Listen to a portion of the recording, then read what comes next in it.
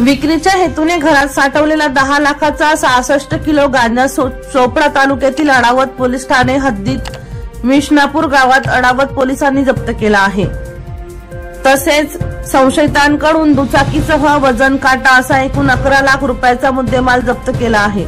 मिळालेल्या माहितीनुसार विष्णापूर गावातील शिवाजीपाडा परिसरात एका पत्र्याच्या शेडमध्ये गांजा विक्री करण्यासाठी साठवणूक केल्याची गुप्त माहिती पोलिसांना मिळाली होती। त्या आधारे जिल्हा पोलीस अधीक्षक doctor Maheshwar Reddy, upper police अधीक्षक कविता नेरकर, उपविभागीय पोलीस अधिकारी डॉक्टर कुणाल सोनवणे यांच्या मार्गदर्शनाखाली अडावत पोलीस ठाण्याच्या पथकाने कारवाई केली।